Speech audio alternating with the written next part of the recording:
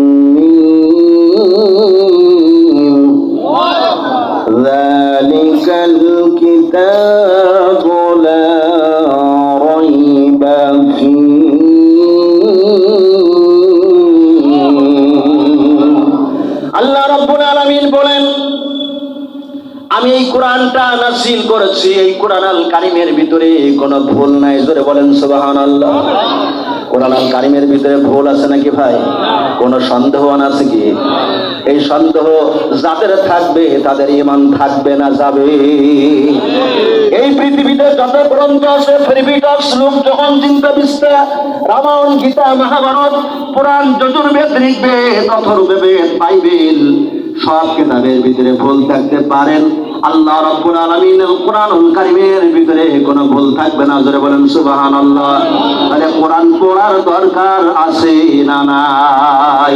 তার প্রথম নম্বর কারণ হচ্ছে এই কোরআন আমরা এই জন্য পড়ব, দুনিয়ার সব বইয়ের ভিতরে, কিতাবের ভিতরে ভুল থাকতে পারে, আমার আল্লাহর কোরআনুল কারীমের ভিতরে কোনো ভুল নাই। কথা বলুন ঠিক না বেঠিক? দ্বিতীয় নম্বর কারণ হচ্ছেন আমার আল্লাহ রাব্বুল আলামিন বলেন, ইন্নামাল মুমিনুনাল্লাযীনা ইযা যুকিরাল্লাহু ওয়াজিলাত কুলুবুহুম ওয়া ইযা তুলিয়াত আলাইহিম আয়াতুহু যাদাতুহুম ঈমানান ওয়া আলা রাব্বিহিম ইয়াতাওয়াক্কালুন। আল্লাহ রাব্বুল আলামিন বলছে, বান্দারে, তোমার ঈমান যখন কমে যাবে, তুমি তখন কোরআন পড়বে। কি কমে যাবে? জোরে বলেন। ঈমান মানুষের কমে কিনা? জোরে বলেন। ঈমান যখন কমে যাবে, আপনি আব্দুর রহমান আর আব্দুল সাত্তার দুইজন চায়ের দোকানে বসে আছে, মাগরিবের আযান হয়েছে। আব্দুল সাত্তার মসজিদের ভিতরে নামাজ পড়তে আছে, আর আব্দুর রহিম চায়ের দোকানে ওই চায়ের কাপের ভিতরে গল্পের ঝড় তোলে। তাহলে দুইজন তো মুসলমান, দুইজনের ঈমান কি একরকম নাকি? জোরে বলেন। একজন নামাজ পড়তে এসেছে আর একজন নামাজ পড়তে আসে নাই। আমার আল্লাহ রাব্বুল আলামিন বলেন, মুমিন রে, ঈমানদারেরা, যখন তোমাদের ঈমান কমে যাবে, তোমরা বেশি বেশি কোরআন পড়বে, আমি আল্লাহ রাব্বুল আলামিন তোমাদের ঈমানটা বাড়িয়ে দেব। জোরে বলেন সুবহানাল্লাহ। দ্বিতীয় নম্বর কারণ হচ্ছেন, ওয়া নুনাজ্জিলু মিনাল কুরআনি মা হুয়া শিফাউ ওয়া রাহমাতুল লিল মুমিনিন।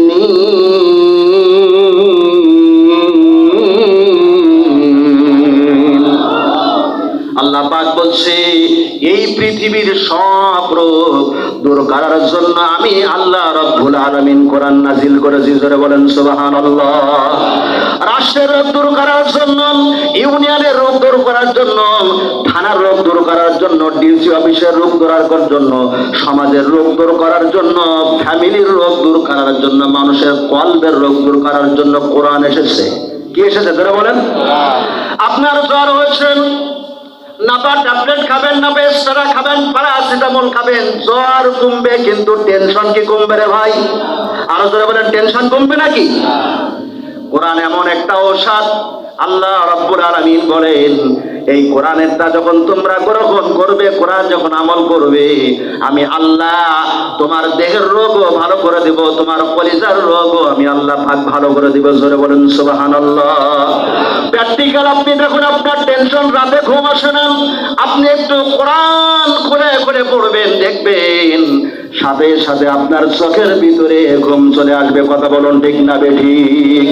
ফ্যামিলির রোগ দূর করার জন্য বলেন, স্বামী স্ত্রীর ভিতরে গ্যামজামের রোগ আছে না নাই? জোরে বলেন। এই আরো জোরে বলেন, আছে না নাই? অধিকাংশ স্বামীর এখন বউকে ভালো লাগে না, শত্রুদের বউকে ভালো লাগে, আছে না নাই? জোরে বলেন। এই পরকীয়ার রোগ আছে না নাই? আমার মা বোনেরা এখন অধিকাংশ সময় গোপনে গোপনে স্বামীকে আর ভালো লাগে না, অন্যের সাথে পরকীয়া করে।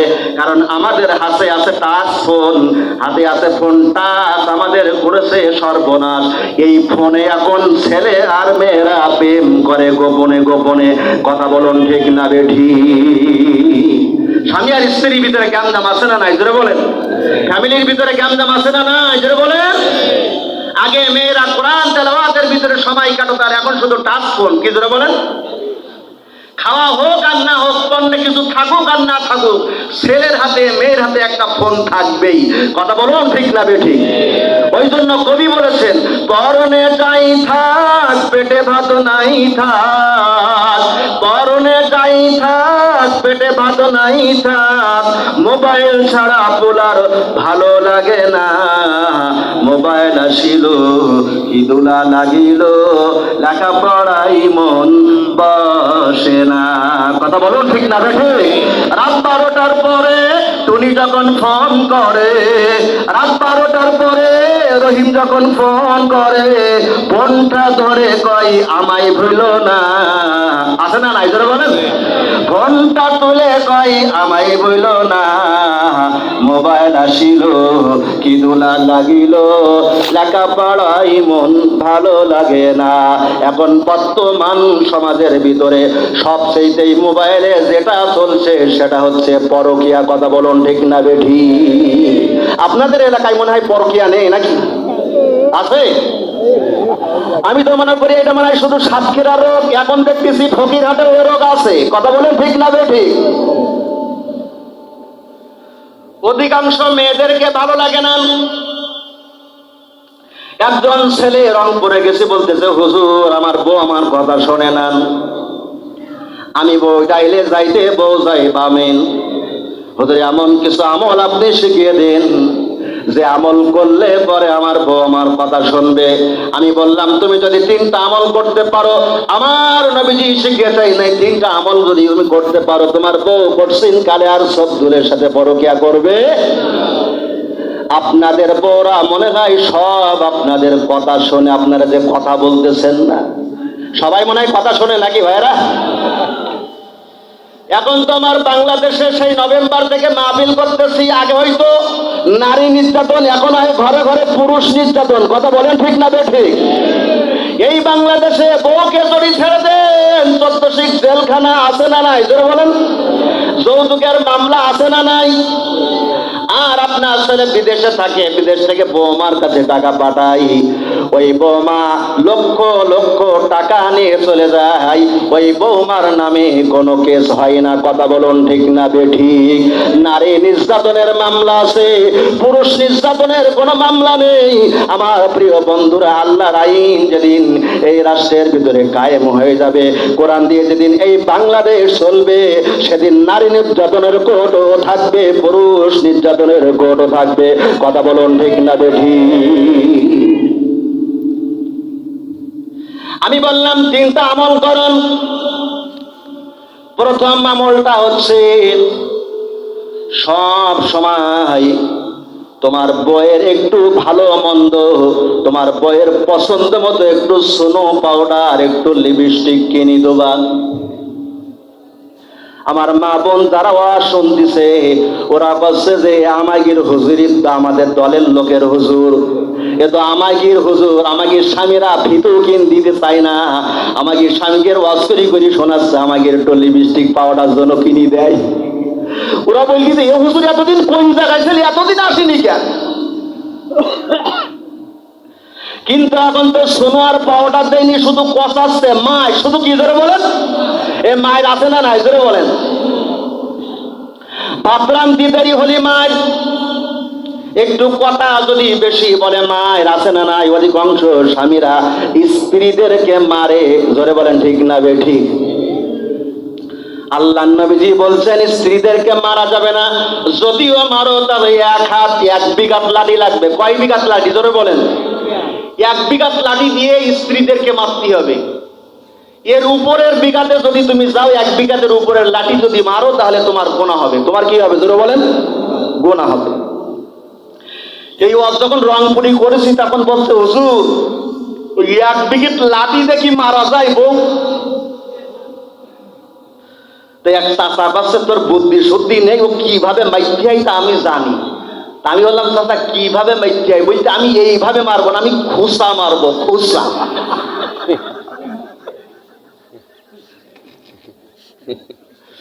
কিভাবে জোরে বলেন? খুসা মার। আর একজন পাশে বলতে হুজুর আমি খোসা টোসা মারবো না, আমি লাঠি পিলাস দিয়ে ধরি বউ বড়। এখন শুধু ভালোবাসা যখন দূরের কথা, শুধু মাইর দিচ্ছে মাইর। বউকে মারা যাবে না, মা বোনেরা চিন্তা করতেছে আমাদের দলের হুজুর আমাকে স্বামীকে রজ করে বোঝাচ্ছে আমাকে স্বামীরা মারবে না।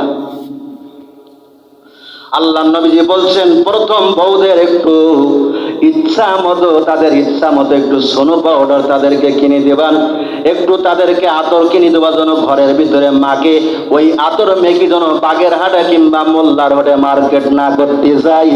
আপনাদের বউরা সব ভালো, আমাদের সাতক্ষীরার মেয়েরা সেন ব্যবহার করে করে মার্কেটে যায়, এমন মহিলা কটকটি মার্কা আছে না নাই? জোরে বলেন আছে না নাই? আল্লাহ নবীজি বলছেন দ্বিতীয় নম্বর আমল হচ্ছে মেয়েদের ডান হাত। কই হাত? জোরে বলেন। এই ডান হাত উঁচু করেন সবাই। ডান হাতের ভিতরে, এই ডান হাতের শিরার ভিতরে আল্লাহর নবীজি ভালোবাসা লুকিয়ে রেখেছেন। আল্লাহর নবীজি বলছেন তোমার বউয়ের ডান হাতটা ধরে এইখানে তুমি চুমু দিবান, আর নিচের ঠোঁটের ভিতরে চুমু দিবা। তাহলে তোমার স্ত্রীর ভিতরে আল্লাহ রব্বুল আলামিন এমন টেন্ডেন্সি, এমন ভালোবাসা তৈরি করবে, ওই স্ত্রী তোমাকে কোনোদিন ভুলে যাবে না। জোরে বলুন সুবহানাল্লাহ। এই ওয়াজ শোনার পর আজকে রাত্রি এই এলাকায় সুমোর হেড়িক পড়ি যাবে, বাড়ি দিয়ে কি কারোর বাঁচাবে না। বুড়ু বলবে বুড়ি হুজুর ওয়াজ করিছে তো চুমু খাতি, তুই তো চুমু খাইতিস না, এই তো চুমু খাবো। বুড়িটা দেবে না, বুড়োটা ছাড়বে না, আছে না নাই? জোরে বলেন। তৃতীয় নম্বর আমল হচ্ছেন আল্লাহর নবীজি বলেছেন সব সময় বইয়ের প্রশংসা করবা। কি করবা? জোরে বলেন। বইয়ের প্রশংসা করবান, তাহলে ওই বউ তোমাকে ভালোবাসবে, ওই বউ অন্যের সাথে পরকিয়া করবে না। আল্লাহর নবীজি বলছেন ও মেয়েরা, তোমাকে ছেড়ে তোমার স্বামী যদি ওই মধুর স্ত্রীর সাথে পরকিয়া করে, তিনটা আমল তোমরাও করো। তোমরা যদি তিনটা আমল করতে পারো, কঠিন কালেও তোমার স্বামী তোমার ছাড়া বাইরে যাবে না। আল্লাহর নবীজির সাহাবী বললেন ইয়া রাসূলুল্লাহ, হাবিবাল্লাহ, তিনটা আমল কি? আল্লাহর নবীজি বলছেন যখন তোমার স্বামী সবে, তোমার স্বামীকে তোমার হাতের পরে নিয়ে তার মাথার ভিতরে একটু হাত বোলাবা। হাত বোলালে ওই হাতের ভিতরে ভালোবাসা তৈরি হবে। তোমার স্বামীর হাতের তলে যত, তোমার হাতের তলে যত চুলগুলি পড়বে, ওই চুলে চুলে আল্লাহ রব্বুল আলামিন তোমার সব লিখে দেবে। জোরে বলেন সুবহানাল্লাহ। এই ওয়াজ যখন ফরিদপুরে করেছি, এক মা বলতিতে হুজুর আমার সর্বনাশ হয়ে গেছে, আমি তো সব আর পাবো না। আমি বললাম মা কেন? বলতিতে হুজুর আমার স্বামীর মাথায় হাত বোলাবো না, আমার স্বামীর মাথা হচ্ছে টাক। আমার স্বামীর মাথায় কি? জোরে বলেন। টাক। বলতে হুজুর আপনি যে বললেন স্বামীর মাথায় হাত দিলে সব পাওয়া যাবে, আমার স্বামীর মাথায় হাতি একবার বেলজিয়াম গিলাস বেলা লাগলি জন্য মনে হয় যেন টাকের বার রই দুটি হকপাক করতেছে। হুজুর ঘরে গেলেও টাক দেখা যায়, আমি ও জায়গায় হাত খুলে দিই সব পাবো কিরাম কিরাম, আমার স্বামীর মাথায় যে টাক শূন্য, এটা সব হবে কান্ত। আমি বললাম মা ওই টাকের মধ্যে হাত দাও। ওই টাকের মধ্যে হাত দিলে চুলের যে গোড়াগুলি আছে ওই গোড়ায় গোড়ায় তোমার সব আছে। জোরে বলেন সুবহানাল্লাহ। আল্লাহর নবীজি বলছেন আমল করে যদি তোমরা করতে পারো, আল্লাহ রব্বুল আলামিন কঠিন কালেও তোমার স্বামী অন্য এলাকায় গিয়ে আর পরকিয়া করবে না। আল্লাহর নবীজির কাছে হযরত আবু বকর, আল্লাহর নবীজি বলছেন 4 কারণে কোরআনের তাবলীগ করতে হবে। কয় কারণে? জোরে বলেন। এই মনে আছে তো আপনাদের? 4 কারণে আল্লাহর নবীজি বলছেন আবু বকর আমার তো তাবলীগ শুরু করতে হবে। আল্লাহর নবীজি বলছেন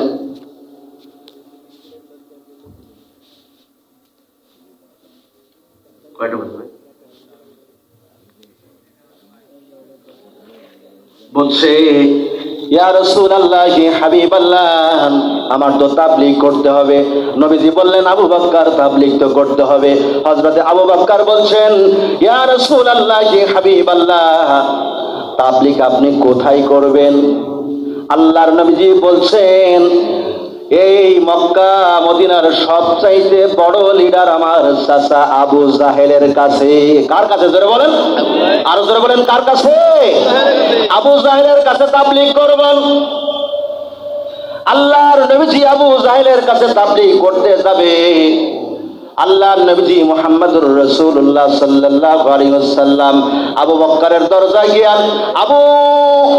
আবু জাহেলের দরজায় গিয়া কাকু কাকু বলে ডাক শুরু করেছে। আবু জাহেল ভিতর থেকে বলছে, কে গো তুমি? বলছে, চাচা যান, কাকু গো, আপনার ভাতিজা আমি মুহাম্মদ। জোরে বলেন সুবহানাল্লাহ। বলছো ভাতিজা মুহাম্মদ আমার দরজায় কেন? বলছে, কাকু আপনার জন্য একটা হাদিয়া নিয়ে এসেছি। কি নিয়ে এসেছেন? জোরে বলেন। হাদিয়া নিয়ে এসেছি। আবু জাহেল ছিল একটু পেটুক ধরনের, লোভী ধরনের। দেখবেন নেতার একটু পেটুক ধরনের হয়, লোভী ধরনের হয়।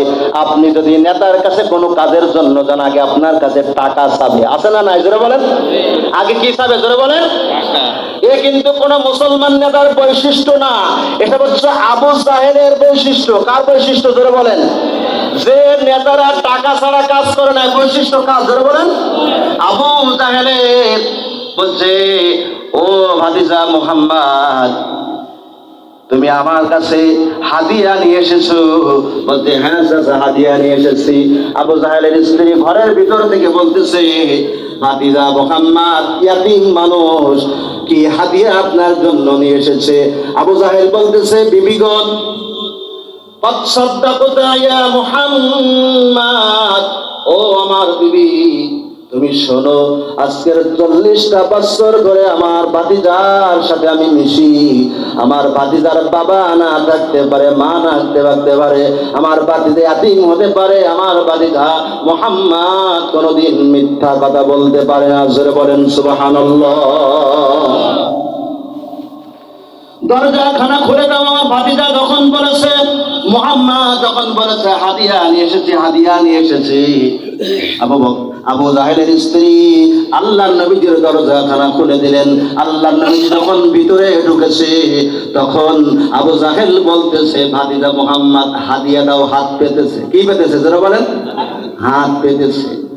আল্লাহর নবীজি বললেন, চাচা যান, হাদিয়া হাতে দেওয়া যাবে না, তাহলে কি পকেটে দেওয়া?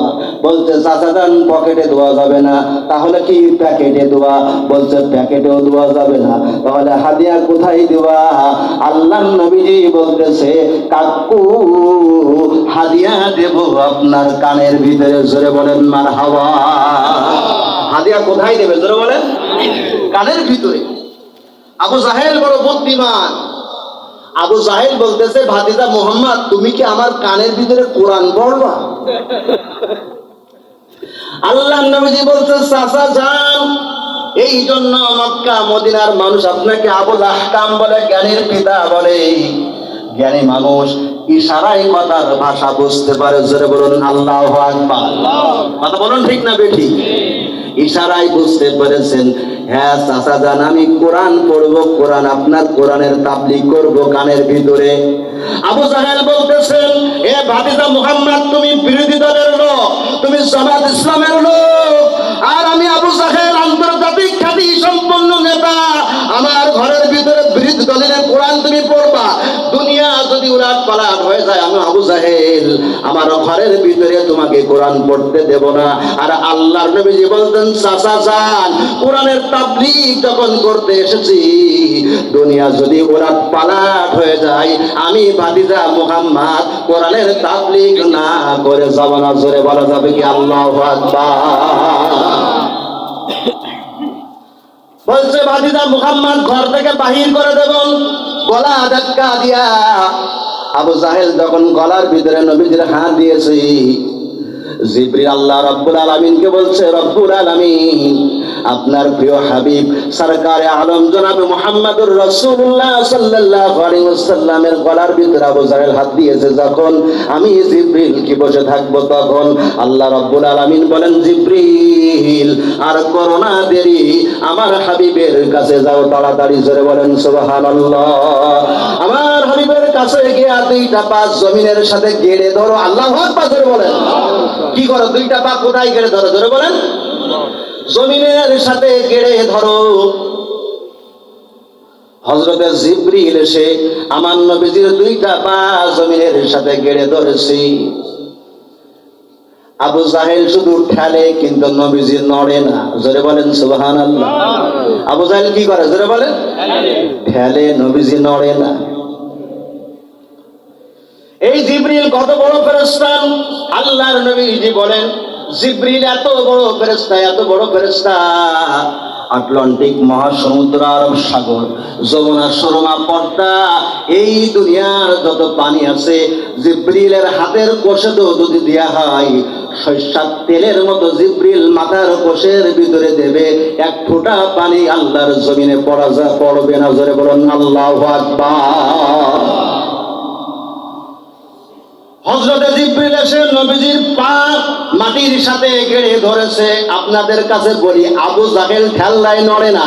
আবু জাহেল কেন? দুনিয়ার সব মানুষ আমার নবীজিকে ঠেলা দিয়ে কি 1 ইঞ্চি নাড়াতে পারবে? জোরে বলেন, আরো জোরে বলেন, পারবে? আবু জাহেল বলে, ভাতিজা মুহাম্মদ, তুমি যে পাথরের মতো গেড়ে আসো, নড়ো না। বলতে, চাচা গো, আপনি আবু জাহেল কেন? দুনিয়ার সব আবু জাহেল যদি আমি সত্যের মুহাম্মদকে নাড়াতে চাই 1 ইঞ্চি নাড়াতে পারবেন না, কারণ আমার পায়ের নিচে আছে হযরতে জিবরিল। জোরে বলেন সুবহানাল্লাহ। সম্মান যিনি দেন সেই মালিকের নাম কি? আর একটু আওয়াজ দিয়ে বলেন, সেই মালিকের নাম কি? আরো জোরে, জোর হলো না, আরো জোরে। কুলিল্লাহুম্মা মালিকাল মুলকি তুতিল মুলকা মিম্মান তাশাউ। জোরে বলেন আল্লাহু আকবার। সম্মান যিনি দেন সেই মালিকের নাম কি? জোরে বলেন। আবু জাহেল ঠেলে, নবীজি নড়ে না। আবু জাহেল আমার নবীকে স্বীকার করতো না, কিন্তু কোরআনকে আবু জাহেল স্বীকার করতো। যে কোরআন কোন কবি হতে না, কোরআন হচ্ছে আল্লাহ পাকের ঐশী বাণী, হচ্ছে কোরআন। ধরে বলেন সুবহানাল্লাহ। আল্লাহর নবীজি কাবার ভিতরে কোরআন পড়তেন, আর আবু জাহেল চুরি চুরি করে শুনতেন। আর এখন বাংলাদেশের বর্তমান আবু জাহেলের নাতিপুতেরা, মুগিরার নাতিপুতেরা কোরআনের মাহফিল হয়, তারা 44 ধারা জারি করে। কথা বলুন, আসে না না? আল্লাহর নবীজি নড়ে না। আবু জাহেল মনে মনে চিন্তা করলো, মুহাম্মাদের পায়ের নিচে যখন হযরতে জিবরিল মুহাম্মাদকে নাড়ানো যাবে না। আবু জাহেল বলতেছে, ভাতিজা মুহাম্মদ, কোরআনের তাবলীগ যখন করতে এসেছো, তোমাকে তো নাড়াতে পারলাম না, একটা সূরা অন্তত আমার কানের ভিতরে পড়ো। আল্লাহর নবীজি বললেন, একেই বলে ঠেলার নাম বাবাজি। ঠেলার নাম কি? ধরে বলেন, বাবাজি। আমার সাথে সকলে পরিচিত সূরা আপনারা পড়েন। আল্লাহ নবীজি আবু জাহেলের কানের ভিতরে কোরআনের তাবলীগ করতেছেন। কিসের তাবলীগ? আরো জোরে। কোরআনের তাবলীগ করতেছেন। আলাম তারা কাইফা ফাআলা রাব্বুকা বিআসহাবিল ফিল আলাম নাজআল কাইদাহুম ফি তাদলিল وأرسل عليهم طيرا أبابيل ترميهم بحجارة من سجيل فجعلهم كعصف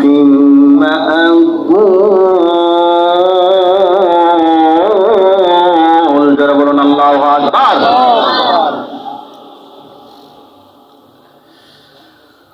আবু জাহেল বলতেছে, ভাতিজা মুহাম্মদ, তুমি যে সূরা পড়েছো, এই সূরার ভিতরে তোমার আল্লাহ পাক বলেছে আবাবিল পাখির ঘটনা। বাদশা আব্রাহাকে হত্যা করেছে আবাবিল পাখি। ও ভাতিজা মুহাম্মদ, এই ঘটনা ঘটেছিল যখন তোমার জন্ম হয়নি, তখন তোমার জন্মের 50 বছর আগে এই ঘটনা ঘটেছে। ও ভাতিজা মুহাম্মদ, এই খবরগুলি তোমাকে গোপনে গোপনে কে বলে যায়? আমার নবীজি বলেন, ওয়ামা ইয়ানতিকু আনিল হাওয়া ইন হুয়া ইল্লা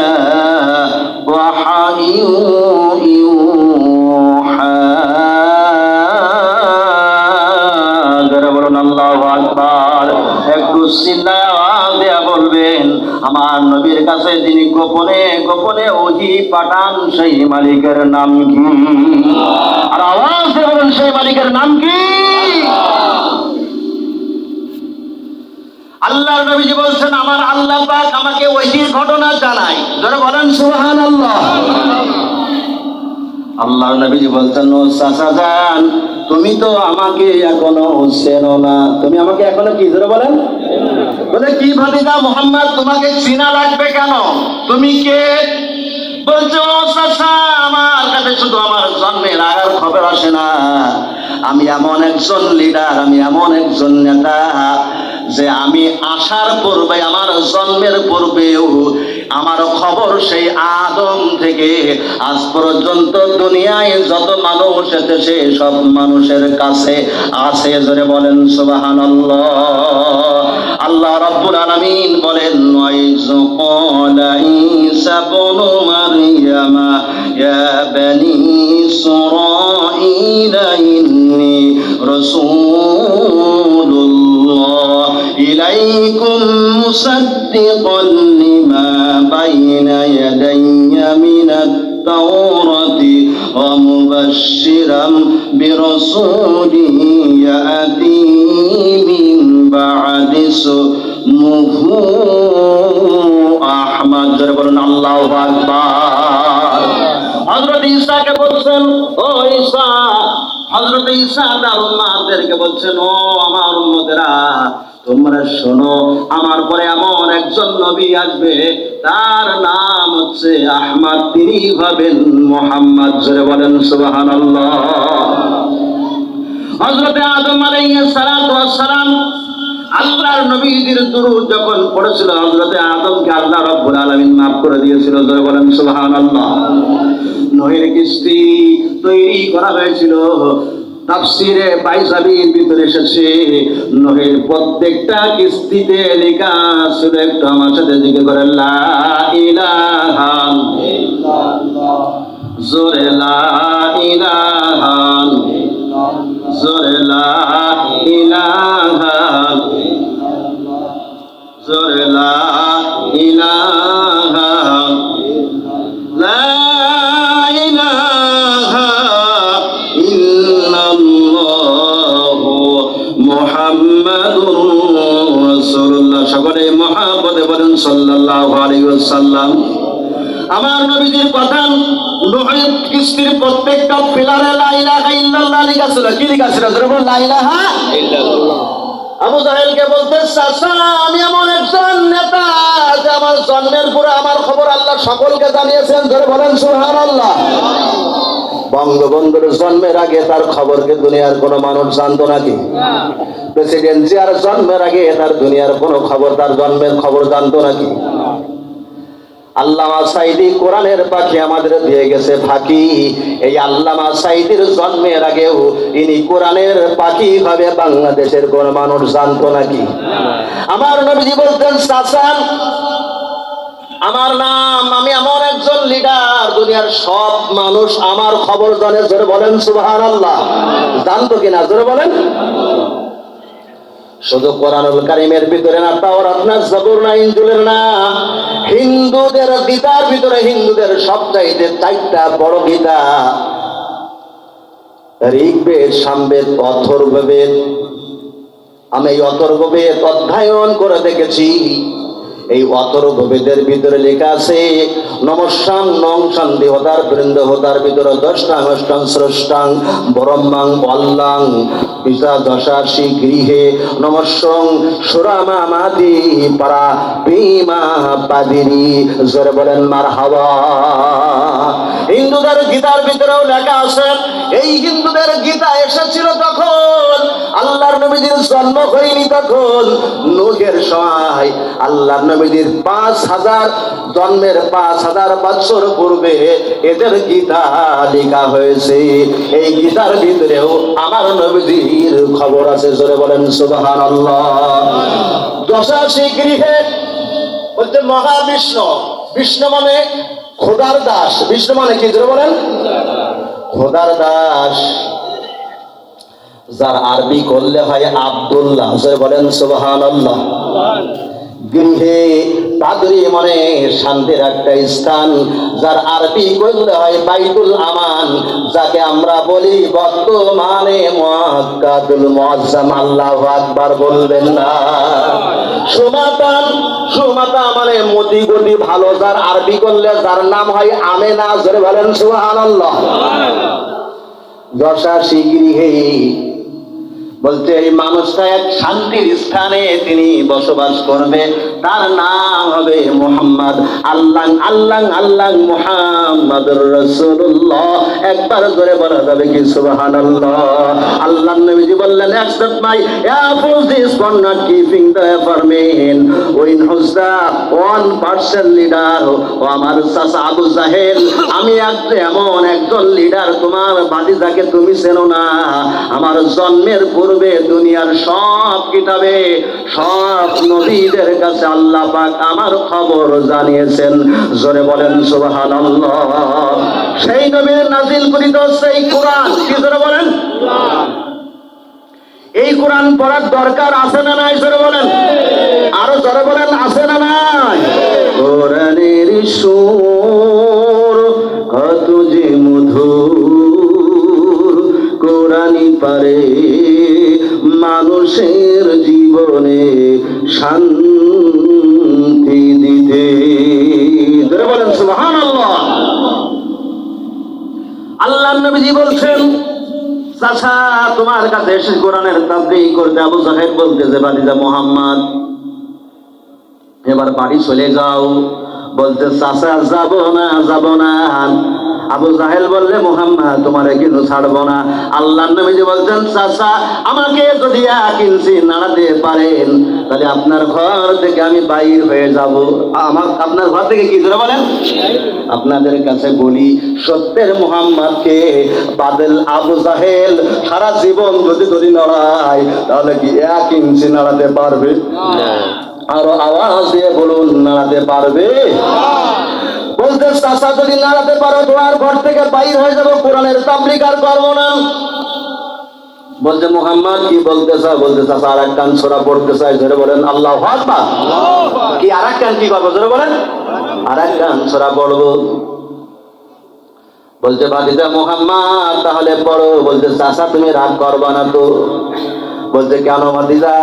বলতে, চাচা এবার যে সূরা খানা আমি পড়বো, এই মক্কার ভিতরে সব চাইতে তুমি যাকে মুরিদ, তুমি যার মুরিদ, তুমি যাকে পীর হিসাবে মানো, সেই আবু লাহাবেরকে আল্লাহ রাব্বুল আলামিন এই সূরার ভিতরে বাস দিয়েছে। বাস কি দিয়েছে? জোরে বলেন। বলতে, ভাতিজা মুহাম্মদ তোমার নেতারে বাস দিয়েছে। আবু জাহেল বলে, ও মুহাম্মদ, আবু লাহাব আন্তর্জাতিক খ্যাতি সম্পন্ন একজন নেতা, আমার ঘরে দাঁড়িয়েই তুমি আমার নেতারে বাস দিবা? বলতে চাও উপায় নাই। কি নাই? জোরে বলেন, উপায় নাই। বাস তো আমি দেইনি, দিয়েছে আমার আল্লাহ। জোরে বলেন সুবহানাল্লাহ। বলছো, ভাতিজা মুহাম্মদ তাহলে কোন সূরা পড়বেন? বলছে, সূরাতুল লাহাব। বলছে, আমার সাথে একটু আপনারা জবান করে পড়ুন, তাব্বাতু ইয়াদা আবি লাহাবিন ওয়া তাব। জোরে একবার বলুন আল্লাহু আকবার। আল্লাহ রাব্বুল আলামিন বলতেছেন, আবু লাহাবের 2 হাত আমি আল্লাহ পাক ধ্বংস করে দেব। ওই আবু জাহেলের নাতি পুতি যারা আল্লাহর নবীজির কাজে বাধা দেবে, যারা কোরআনের কাজে বাধা দেবে, যারা আলেম ওলামাদের কাজে বাধা দেবে, যারা ওই আবু লাহাবের মতো আল্লাহ রাব্বুল আলামিন তাদের হাতকেও ধ্বংস করে দেবে। কথা বলুন ঠিক না বেঠিক? আমার মুসলমান ভাইরা, একদল মেরে গেছে আর একদল মারার জন্য চেষ্টা করতেছে আলেমদের। কথা বলেন ঠিক না বেঠিক? এই কথা সত্যি বললাম না মিথ্যি বললাম? ধরে বলেন দিন। বিভিন্ন জায়গায় এখন এমপিরা মন্ত্রীরা ভাষণ দিচ্ছে, জামাত ইসলামকে ক্ষমতায় চাই না, ইসলামী আন্দোলনকে, মৌলবাদকে ক্ষমতায় চাও না। মৌলবাদের অর্থ হচ্ছে যারা মূলেই থাকে তারাই হচ্ছে মৌলবাদ। কথা বলুন ঠিক না বেঠিক? এক গাছের গোড়া ধরে আমরা নাড়া দিয়েছি, এক বুঝান 17 বছর জ্বালায়া ভারতের দিল্লিকে পালাইয়া ভারতের প্রোডাকশন ভারতীয় আমরা তাড়িয়ে দিয়েছি। তোমরা যদি আমাদের দিকে চক্র যাও, আমরা আবার মূল ধরে না দিব এই বাংলার জমিন থেকে, আবার ভারতের দাদা বংশদেশে পড়বা। কথা বলেন ঠিক না বেঠিক? কথা বলেন ঠিক না বেঠিক? একদল মেরে গেছে আর একদল মারার জন্য চেষ্টা করছিস। আপনারা পেপার পত্রিকা দেখতে পাচ্ছেন না ভাইরা? খবর মিথ্যা বলছি না সত্য বলছি? বলছি একজনের মার্কা নৌকা আর একজনের মার্কা ধানের শীষ, দুই সাপের তো একই বিষ। দুই সাপের কি ধরে বলেন? একই বিষ। আমার প্রিয় মুসলমান ভাইরা, আমরা মুজিবের শাসন দেখেছি, প্রেসিডেন্ট জিয়ার শাসন দেখেছি, চাচা ইরশাদের শাসন দেখেছি, খালেদা জিয়ার শাসন দেখেছি, বহুজানের শাসন দেখেছি, স্বৈরা শাসকের শাসন দেখেছি। শুধু এবার বাকি আছে একটাবার কোরআন আল কারীমের শাসন দেখতে। এবার একটিবার আমরা কোরআনের শাসন দেখতে চাই। এই প্রস্তাবে রাজি আছেন যারা যারা? আমার আল্লাহকে তো হাত খেলা তুলে দেখান তারা তারা। লিল্লাহি তাকবীর, লিল্লাহি তাকবীর। আল কোরআনের আলো সংসদে জানো, লিল্লাহি তাকবীর। কোরআনের শাসন দেখতে চান কিনা যারা বলেন ভাইরা? এই কোরআনের শাসন যদি বাংলাদেশে আসে, টেন্ডারবাজি চলবে না, চাঁদাবাজি চলবে না, সুদ ঘুষ চলবে না, জিনা ব্যভিচার চলবে না। এই কোরআনুল কারীমের আয়াত যদি বাংলার পার্লামেন্টে তৈরি হয়, ইফতিজিং তো দূরের কথা, ধর্ষণ তো দূরের কথা, প্রত্যেকটা পুরুষের স্বপ্ন দর্শ বন্ধ হয়ে যাবে। কথা বলা ঠিক না বেঠে? আইয়ুব খানের শাসন, মুজিবের ভাষণ, যে খেটেছে খাল, চাচা ইরশাদ করেছে তাল আর বেতাল, ফখরুদ্দিন আর মঈনুদ্দিন, শেখ হাসিনার দিন শেষ, এবার চলবে কোরআনের বাংলাদেশ। কথা বলে ঠিক না বেঠে? এবার কিসের বাংলাদেশ চলবে যারা বলেন? কিসের বাংলাদেশ? আমরা এবার কোরআনের বাংলাদেশ দেখতে চাই। আমরা আমলিকে ক্ষমতায় দিয়েছি, টেন্ডারবাজি বন্ধ করতে পারিনি, ইফতিজিং বন্ধ করতে পারিনি, আলেম ওলামাদের নির্যাতন বন্ধ করতে পারিনি, আলেম ওলামাদের ফাঁসি বন্ধ করতে পারেনি। বিএনপি ক্ষমতায় দিয়েছে, তারা কোরআনের মঞ্চে আগুন ধরে দিয়েছে।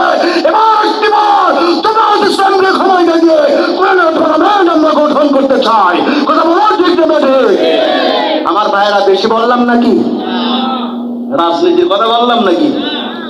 যারা কোরআনের রাজনীতি অস্বীকার করে তারা হচ্ছে কাফের। কথা বলেন ঠিক না বেঠিক? যারা কোরআনের রাজনীতি অস্বীকার করে তারা হচ্ছে মুশরিক। যারা কোরআনের রাজনীতি অস্বীকার করে তারা হচ্ছে বেঈমান, মুনাফিক। কথা বলুন ঠিক না বেঠিক? এই পৃথিবীতে সবচাইতে আগে যিনি রাজনীতিকে প্রতিষ্ঠিত করেছিলেন তিনি হচ্ছেন আপনার আমার সরকারে আলম মদিনার কামলেওয়ালা নবী জনাবে মুহাম্মদুর রাসূলুল্লাহ সাল্লাল্লাহু আলাইহি ওয়াসাল্লাম। আমার নবীজির মতো এত বড় লিডার পৃথিবীতে কখনো আগেও আসেনি, বর্তমানে নেই, কিয়ামত পর্যন্ত আসবে না। কথা বলুন ঠিক না বেঠিক? When the world under darkness, popular hoista Rasul sallallahu alaihi wasallam, one person leader. পৃথিবীতে মুহাম্মাদের মতো আর স্বর্ণের লিডার কোনদিন হতে পারে? আর মুসলমান হাও আর কুতুর কুতুর করো, এ দলের মার্কা ও দলের মার্কা, আর বলে হুজুররা রাজনীতি করে, কোরআনের রাজনীতি করে। রাজনীতি নেই, রাজনীতি কি তোর বাপ শিখুইস নাকি বেটা? রাজনীতি শেখাইছে আমার নবী। কে ধরে বলে? পৃথিবীর সবচেয়ে বড় লিডারের নাম কি ধরে বলেন? আপনাদের অসুবিধা আছে নাকি? সবচেয়ে বড় লিডারের নাম কি ধরে বলেন? মুহাম্মদুর রাসূলুল্লাহ সাল্লাল্লাহু আলাইহি ওয়াসাল্লাম। আর বলে কোরআনের রাজনীতি নাই। যে মুসলমান বলে কোরআনের রাজনীতি নেই ও আছে টাটকা মুনাফিক। কথা বলেন ঠিক না বেঠিক? এও তারে বলে এও আমার জামাই, ও তারে কি বলে ও আমার জামাই। মুনাফিকদের দুই মুখ। মুনাফিকদের কয় মুখ জোরে বলেন? দুই মুখ। এতদিন ঐক্য জোটে থাকে, এখন বলছে মৌলবাদীদের ক্ষমতায় চাই। কাগজের কোরআনে সুমুদুবা, রিয়াল কাটে সুমুদুবা, কোরআনের মোনার্তে ওই কাপড়ের ভিতরে চুমু দিবা, আর জীবিত আলেমদেরকে জেলখানায় বন্দি করে বুট দিয়ে লাথি মেরে তাদের কলিজার ভিতরে আগুন ধরিয়ে দিবা, আর বাংলাদেশে শান্তির আশা করবা। আলেম ওলামাদেরকে নির্যাতন করে, কোরআনের উপরে নির্যাতন করে, মামলা হামলা দিয়ে এই বাংলার জমিনে কোনোদিন শান্তি আশা করা যাবে? কথা বলুন ঠিক না বেঠি? তোমরা যে দল আসনে কেন, কোরআনের নিরাপত্তা, আলেমদের নিরাপত্তা যতদিন না দিবা, বাংলার জমিনে শান্তি আসার কোনো সুযোগ। একটা ছোট্ট গল্প বলি বলি করে বলবো ভাইরা। কয়টা বাজে ভাই? এক মুদির দোকানদার, তারা কর্মচারীর নাম হচ্ছে ইসলাম। কর্মচারীর কি ধরে বলেন নাম? নামটা যদি জেনে থাকেন সকলে আওয়াজ দিয়ে বলুন, নাম কি ধরে বলেন? আরো ধরে বলেন কি? ইসলাম। দোকানদারের একমাত্র মেয়ে নাম হচ্ছে শান্তি। কর্মচারী ইসলাম গোপনে গোপনে প্রেমের মধুময় একটি সম্পর্ক শান্তির সাথে গড়ে তুলেছে। দোকানদার বুঝতে পেরেছে যখন কর্মচারী ইসলামকে পিঠ মোড়া দিয়ে বেঁধে পিটিয়েছে, তখন শুধু পিটাই নাই, মেরে ইসলামের চাকরিটা ক্যান্সেল করে ইসলাম মনে মনে সবাক করলো, এই ডিজিটাল বাংলাদেশে ঘরে ঘরে যখন পরকীয়া চলছে, এর বউ ওর সাথে চলে যাচ্ছে, ওর বউয়ের সাথে চলে যাচ্ছে, আর আমি ইসলাম সামান্য প্রেম করার কারণে আমাকে পিটাইয়া চাকরিটা দিলে ক্যান্সেল করি। ক্যান্সেল করে দিলি যখন দোকানদার, তোমার মেয়ে শান্তিকে আমি ঘর ছাড়া 1 সপ্তাহের ভিতরে করবো, তখন বর্তমান সমাজে যুবকেরা এরকম শপথ নেয় কিনা জোরে বলেন দিন ভাই? এই ঘরে শপথ এখন ঘরে ঘরে চলছে। কথা বলেন ঠিক না ঠিক? ইসলাম ফোনটা তুলে শান্তিকে ফোন দিয়ে বলছে, শান্তি তুমি কোথায়? বলছে আমি বাড়ি। বলছে আমার সাথে যদি সুখের সংসার করতে চাও বটতলায় চলে এসো তাড়াতাড়ি। শান্তি আর ইসলাম আউট অফ দি মার্কেট, দুইজন পালাই চলে গেছে। দোকানদার সারাদিন কাজকর্ম করে ঘরে ফিরে থাকে, ঘরের আসবাবপত্র সব ঠিক আছে, ঘরে শুধু শান্তি নেই। আওয়াজ দিয়ে বলবেন ঘরে কি নেই? আরেকটু আসতে বলেন, ঘরে কি নেই? একমাত্র মেয়ে শান্তি নেই। শান্তিকে বাঁচছে না যখন দোকানদার কান্নাকাটি শুরু করেছে, তখন দোকানদারের কান্না দেখে গ্রামের লোক সব জড়ো হয়েছে তার বাড়িতে। তখন দোকানদারকে বলছে, দোকানদার তুমি কান্দো কেন? বলছে আমার ঘরে শান্তি নেই। আমার ঘরে কি নেই? আর আওয়াজ দিয়ে বলুন, আমার ঘরে শান্তি নেই। বলছে তোমার শান্তিকে খোঁজার আগে দোকানদার তুমি আগে বলো তোমার কর্মচারী ইসলাম কোথায়? বলতে ইসলামকে তো অনেক আগে মেরে ধরে করেছে বিদায়। বলছে দোকানদার তুমি আমাদের এলাকার সবচেয়ে বড় মুদির দোকানদার, বুঝতাম হিসাব কেতাবে তুমি বড় টাকা, আজকে দেখছি তুমি বড় বোকা, তোমার ইমানের খাতায় লাগছে পোকা, ওই জন্য তোমার একমাত্র মেয়ে শান্তি তোমারে দিয়েছে ধোকা। ও দোকানদার তুমি কি এই হিসাবটা বোঝো না? যে ঘরে ইসলাম থাকে না সে ঘরে শান্তি থাকার প্রশ্নই। কথা বলুন ঠিক না বেঠি? ঘরে যদি শান্তিকে ঢোকাতে চাও, কর্মচারী ইসলামকে আগে ঘরের ভিতরে ঢোকাও, তাহলে ঘরের ভিতরে ইসলাম ঢুকলেই আপন আসতেই শান্তি চলে আসবে। জোরে বলুন আল্লাহু আকবার। যে ঘরে, যে দেশের রুল রেগুলেশনে, নিয়ম নীতিতে, আইন কানুনে, সংসদে ভবনে ইসলাম নাই, ওই জায়গায় যদি শান্তি শান্তি করে মেরে যাও, শান্তির স্বর্ণের হরিণ কোনদিন তোমরা দেখা পাবো না। যদি শান্তি পেতে চাও প্রত্যেকটি পদে পদে ইসলাম থাকার দরকার আছে না নাই? আরো যারা বলেন আছে না নাই?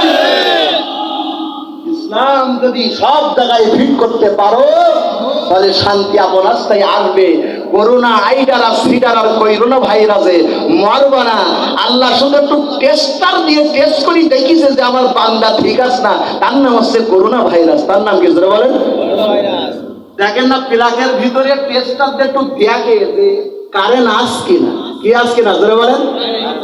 যেই কুড়ি দেয় সেই কারেন্ট থাকলে কুট কুড়ি পাশায় জ্বলি ওঠে, জ্বলি যদি না ওঠে তাহলে মনে করবেন কারেন্ট। আল্লাহ পাক একটু করোনা ভাইরাস দিয়ে বান্দার একটু টেস্টার পাশা লাগাই দেখলো যে বান্দা দেখে একটু দৌড়ি করে কিনা। যে রাম জনসন সুসি ওয়ানসন সুসি চাইনাদের নাম, প্রধানমন্ত্রীর নাম, ওই চাইনারও সময় আল্লাহু নামাজ চালাইছে, এক আল্লাহ ছাড়া কোনো উপায় নাই। কথা বলো ঠিক না মানে? যেই ক্ষমতায় আসে না কেন, আলেম ওলামাদের উপরে নির্যাতন করবা, কোরআনের মাহফিল বন্ধ করে দেওয়া, 44 ধারা জারি করবা, আর পুতুল নাচ চালাবা, হরে রাম হরে কৃষ্ণ, শ্রীরাম শ্রীকৃষ্ণ চালাবা, আর শান্তির আশা করবা, অন্তত করুণা আইনা সিটাল থেকে তোমরা বাঁচতে পারবে।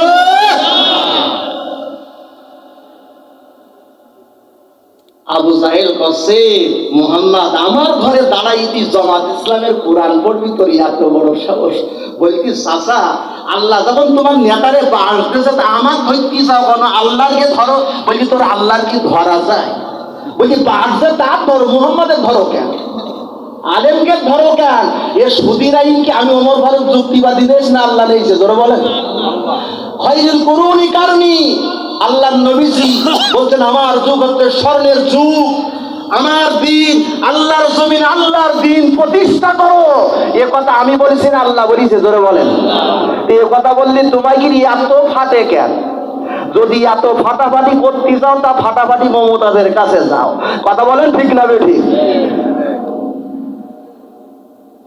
তাহলে বলেন, এই কোরআনের তাবলীগের দরকার আছে না নাই? আরেকটা আওয়াজ দিয়ে বলেন, আছে না নাই? আপনাদের এখানে নুরানি মাদ্রাসা, এই নুরানি মাদ্রাসায় কোরআনের তাবলীগ করা হয় না ভাই? এই ছেলেবিলিগুলো সকালে মুক্তব ওয়ার্ডে নুরানি মাদ্রাসায় পাঠাই দেন।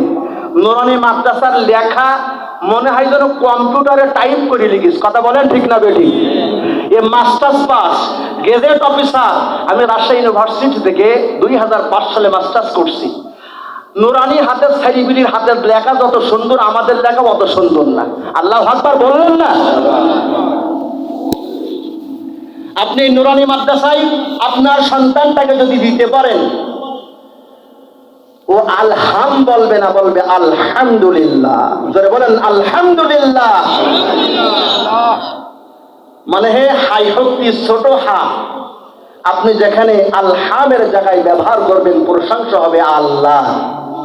প্রশংসা হবে কার? জোরে বলেন আল্লাহ। আর যখন হাম ব্যবহার করেন, হাই হাওয়াজ, বড় হা যখন ওখানে আপনি দেবেন, তখন মনে করবে আল্লাহ আপনার প্রশংসা করতে। জোরে বলেন না? তাহলে কি হবে? আপনি যদি এই নুরানি মাদ্রাসা আপনার সন্তানটাকে পড়াতে পারেন, দেখবেন সুন্দরভাবে নুরানি ছাত্ররা কোরআন তাসবিহ সহিত, তাসবিহ ইলমের সহিত, তারতিলের সহিত তেলাওয়াত করতে পারে। সুবহানাল্লাহ। জোরে বলেন। এই কথা সত্য বললাম না মিথ্যা বললাম? জোরে বলেন। মাহে রমজানুল মুবারক মাস সামনে, আমার প্রিয় মা বোনেরা,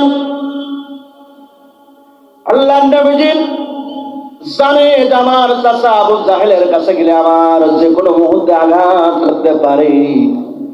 তারপর আল্লাহর নবীজি আবু জাহেলের ঘরের ভিতরে দাঁড়িয়ে বলতে, চাচা দুনিয়া ওলট পালাটো যদি হয়ে যায়, আমি তোমার ইয়াতিম ভাতিজা তাবলীগ না করে আমি তোমার ঘর থেকে যাব না। জোরে বলেন সুবহানাল্লাহ।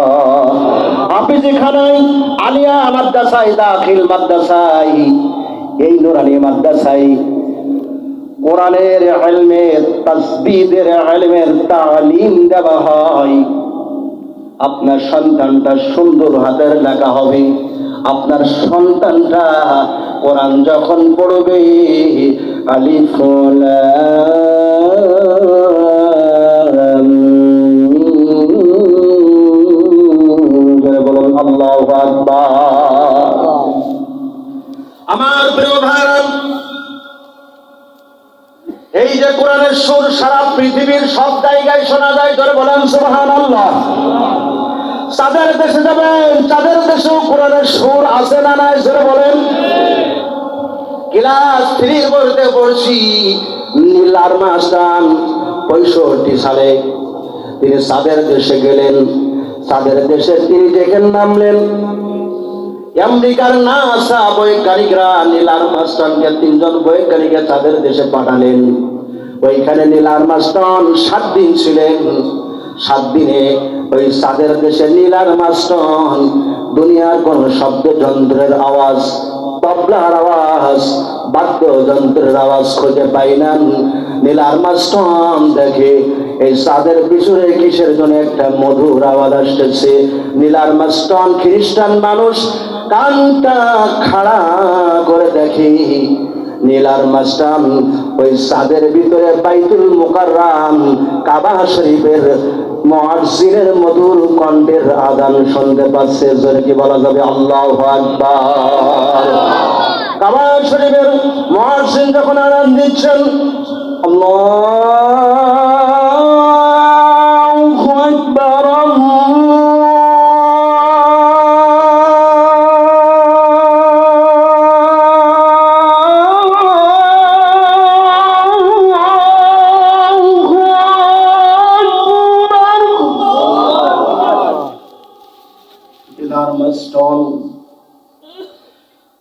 চাঁদের দেশে আযান শুনতে পাচ্ছেন। তাহলে এই কোরআনের পরে কি করে সন্দেহ আছে? জোরে বলেন ভাই।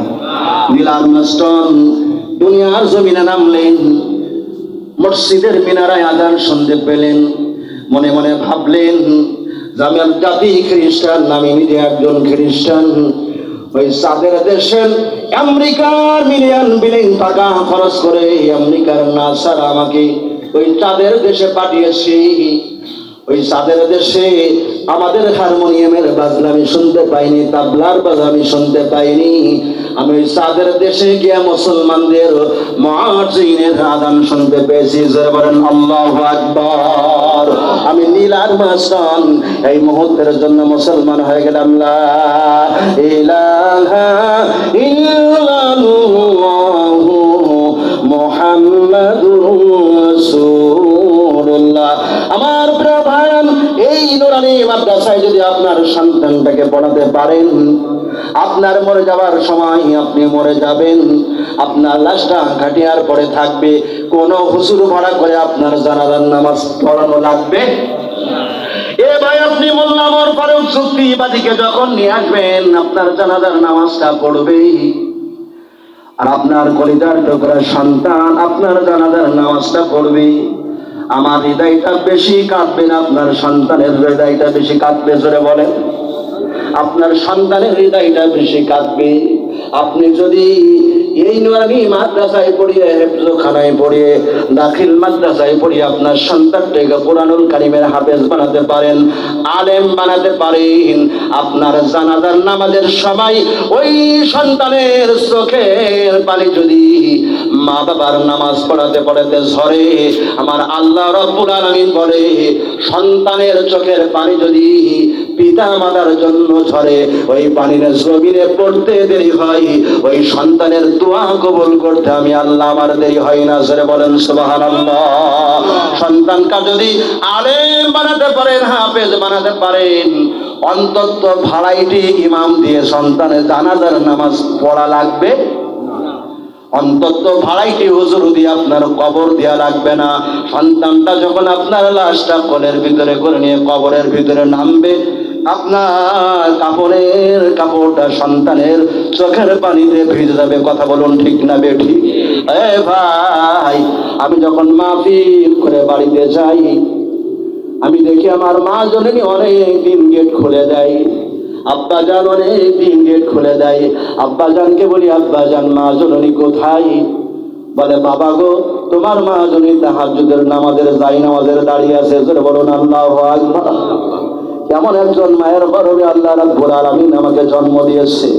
কলারোয়া শহরে যাবেন, চেয়ারম্যান বাড়ি নাম বলবেন, আমার দাদা 37 বছর চেয়ারম্যান মুয়াজ্জিন হোসাইন, চেয়ারম্যান বাড়িতে আপনাকে নিয়ে যাবে। আবার বংশের ভিতরে আমরা 18 জন কামিল পাস আলেম দিয়েছে। আলেম পরিবার বললে চেনেন?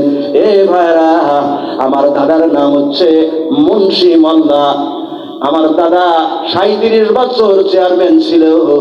আমার দাদি, আমার বাপ চাচারা হাফেজ হয়েছে।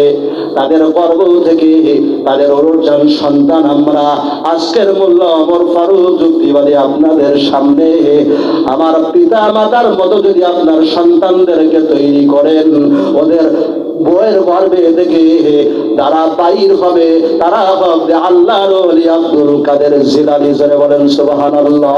ওদের গর্ভে থেকে যারা বাইর হবে, তারা হবে কোরআনের পাখি আল্লামা দেলাওয়ার হোসেন সাইদি। কথা বলুন ঠিক না বেঠিক? কথা বলেন ঠিক না বেঠিক? তাহলে সন্তানদেরকে এই নুরানি মাদ্রাসায় পড়ানোর দরকার আছে না নাই ভাইরা? এ ভাইরা, আপনাদের 3টা সন্তান, অন্তত একটা সন্তান, আল্লাহ নবীজি বলছেন 3টা সন্তানে আলেম বানাও। ডাক্তার, ইঞ্জিনিয়ারের এই বাংলাদেশে দরকার আছে না নাই? জোরে বলেন। আপনার সন্তানকে আপনি ডক্টর বানান, ইঞ্জিনিয়ার বানান, কোনো বাধা নেই, কিন্তু সন্তানের যে ছোটবেলার ভিড়টা, প্রাথমিক যে শিক্ষাটা, এইটা যদি নুরানি প্রতিষ্ঠানে পড়িয়ে ওই সন্তানকে আপনি কোনো একজন ডক্টর বানান, থানার ওসি বানান, অন্তত আপনার ওই সন্তানের ভিতরে যখন তাকওয়া ইলাল্লাহ, কলিজার ভিতরে যখন কোরআন থাকবে, আল্লাহর ভয় থাকবে, অন্তত টেবিলের তলা দিয়ে হাত পেতে ঘুষ নেবে না। কথা বলেন ঠিক না বেঠিক? এখন সারেরা উপরের থেকে নেয় না, নেয় কম নেই, জোরে বলেন। টেবিলের তলাতে এক নেতার বাড়ি গেছি, তার নেতা আসটিছে, নেতা আসছিস, দরজা আতনস্তে খুলি গেছে, কিন্তু নেতা নেই, দেখি নেতার ভরি বেরি। আমি বললাম সে নেতা কই? বলতো হুজুর হারাম খেয়ে কি ভরি এইরাম করা কইছে, এখন দরজার হাতে খোলা লাগতিস না, ভরি দে খুলতিস, ভরি দে। এইরাম নেতা আছে না নাই? জোরে বলেন। এই সমাজের সুদ খাওয়া নেতা আছে না নাই? আপনার সন্তানটা যদি কোনোদিন চেয়ারম্যান হয়, অন্তত রিলিফের একটা কার্ড নিতে গেলে 3000 টাকা লাগবে না। কথা বলেন ঠিক না বেঠিক? এই রিলিফের কার্ড নিতে গেলে মেম্বার চেয়ারম্যানেরা টাকা নেয় কিনা নেয়? জোরে বলেন। ও দেবে সরকারি কার্ড, আবার আপনার কাছে নেবে 3000 টাকা। আছে না নাই? জোরে বলেন। আপনার সন্তান যদি চেয়ারম্যান হয়, আপনার সন্তান যদি মেম্বার হয়, থানার ওসি হয়, জেলার ডিসি হয়, শিক্ষা অফিসার টিওনো হয়, অন্তত যখন আরজি নিয়ে দরখাস্ত নিয়ে যাবেন, তখন টাকা নেওয়ার সেই মন মানসিকতা তৈরি হবে, সাথে সাথে ভিতরে যদি কোরআন থাকে, সাথে সাথে আমার আল্লাহ পাকের কথা মনে পড়ে যাবে। কথা বলুন ঠিক না বেঠিক? ওরা দেখবে এই চেহারে বসে আছি, এই টেবিলে বসে আছি, আমার ঘরের ভিতরে কেউ নেই, আব্দুর রহমান এসেছে একটা কাজের জন্য। এই আব্দুর রহমানের কাছ থেকে যদি 2 লক্ষ টাকা, 1 লক্ষ টাকা ঘুষ নিই, এই পৃথিবীর কেউ না দেখুক, আমার আল্লাহর চোখ আমি ফাঁকি দিতে পারবো না। কথা বলেন ঠিক না বেঠিক? আল্লাহর চোখ ফাঁকি দেওয়া যাবে ভাইরা? তাহলে সন্তানটাকে যদি মাদ্রাসায় পড়ান, সন্তানের কলিজার ভিতরে তাকওয়া অর্জন হবে। আপনার সন্তানের প্রাথমিক শিক্ষা যদি নুরানি মাদ্রাসায় আপনি দিতে পারেন, ওর ভিতরে কোরআন ঢুকবে কিনা? জোরে বলেন। 40টা হাদিস পড়ানো হয়। কয়টা হাদিস? 40টা হাদিস অন্তত মুখস্থ থাকবে। অনেক টাইটেল পাস আলেমেরও 40টা হাদিসের সনদ মুখস্থ থাকে না। কথা বলেন ঠিক না বেঠিক? আপনার সন্তান তার 40টা হাদিস মুখস্থ থাকবে, মাসনুন দোয়া বলে মুখস্থ থাকবে। আমার প্রিয় ভাইরা, 3টা সন্তান আছে, 2টা সন্তান আছে, 5টা সন্তান আছে, একটু মেহেরবানি করে তাদের সন্তানগুলো মাদ্রাসায়, হেফজখানায় আলেম বানাতে চায়, একটু হাত উঁচু করবেন ভাইরা। আল্লাহ পাক আমাদের সকলকে কবুল করে নিক। সকলেই বলুন আমিন। আপনারা এই নুরানি মাদ্রাসায় ছাত্র দেবেন তো ইনশাআল্লাহ? দেবেন তো ইনশাআল্লাহ? ইনশাআল্লাহ। রাত অনেক গভীর হয়ে গেছে, আগামীকাল আবার প্রোগ্রামে যাবো ইনশাআল্লাহ। রাত কয়টা বাজে?